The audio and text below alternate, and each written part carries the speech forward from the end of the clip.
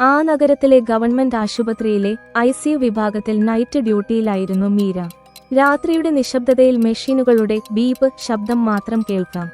കഴിഞ്ഞ ആഴ്ച 11-ാം നമ്പർ ബെഡിൽ ഒരച്ഛനെത്തി, മാധവൻ നായർ. കഴിഞ്ഞ ഒരാഴ്ചയായി അദ്ദേഹം വെന്റിലേറ്ററിലാണ്. കൂട്ടിരിപ്പിന് ആരുമില്ലാത്ത ഒരാൾ. ഇടയ്ക്കിടെ മീര അദ്ദേഹത്തിന്റെ അരികിൽ പോയി നിന്ന് പതിഞ്ഞ സ്വരത്തിൽ വിശേഷങ്ങൾ പറയും. അർദ്ധരാത്രി 2 മണിയായപ്പോൾ ICUവിന്റെ വാതിൽ ആരോ തള്ളിത്തുറന്നു. വെളുത്ത വസ്ത്രം ധരിച്ച ഒരു കൊച്ചു പെൺകുട്ടി അകത്തേക്ക് വന്നു. മീര ഞെട്ടിപ്പോയി. മോളെ, ഇവിടെ കുട്ടികൾക്ക് പ്രവേശനമില്ല. ആരാ കൂടെയുള്ളത്? മീര ഓടിച്ചെന്ന് ചോദിച്ചു. കുട്ടി മറുപടി പറഞ്ഞില്ല. അവൾ നേരെ മാധവൻ നായരുടെ ബെഡിന് അടുത്തേക്ക് നടന്നു. എന്നിട്ട് അദ്ദേഹത്തിന്റെ കയ്യിൽ തൊട്ട് മെല്ലെ പാടാൻ തുടങ്ങി. അതിമനോഹരമായ ഒരു പാട്ട്. മീര അത്ഭുതപ്പെട്ടുപോയി.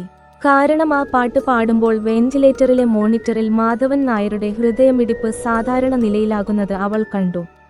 മീര സെക്യൂരിറ്റിയെ വിളിക്കാൻ ഫോൺ എടുത്തു. പക്ഷേ തിരിഞ്ഞു നോക്കിയപ്പോൾ അവിടെ ആരുമില്ല. വാതിൽ പൂട്ടിയിരിക്കുന്നു. ICUവിന്റെ CCTV ക്യാമറയിൽ നോക്കിയപ്പോൾ മീര ധരിച്ചുപോയി. ക്യാമറയിൽ മീര ഒറ്റയ്ക്ക് സംസാരിക്കുന്നതായാണ് കാണുന്നത്. പെൺകുട്ടി അവിടെയില്ല.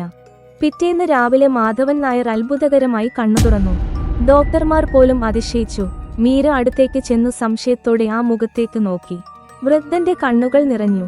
അദ്ദേഹം മെല്ലെ പറഞ്ഞു, അത് എന്റെ മകളാ മീരെ. 30 വർഷം മുൻപ് ഒരു ആക്സിഡന്റിൽ അവൾ പോയി. പക്ഷെ എനിക്ക് എപ്പോഴെങ്കിലും വയ്യാതാകുമ്പോൾ അവൾ വരും. ഇന്നലെയും വന്നിരുന്നു. മാധവൻ നായർ ശാന്തമായി ഒന്ന് ചിരിച്ചു. ആദ്യം ഒന്ന് ഭയന്നെങ്കിലും ആശുപത്രികൾ കേവലം മരുന്നുകളുടെയും രോഗങ്ങളുടെയും മാത്രമിടമല്ലെന്നും അവിടെ സ്നേഹത്തിന്റെയും അദൃശ്യമായ കാവലിന്റെയും കഥകളുണ്ടെന്നും ചിലപ്പോൾ സ്നേഹമുള്ള ആത്മാക്കളും അവിടെ കാവലിരിക്കാറുണ്ടെന്നും മീര അന്ന് തിരിച്ചറിഞ്ഞു.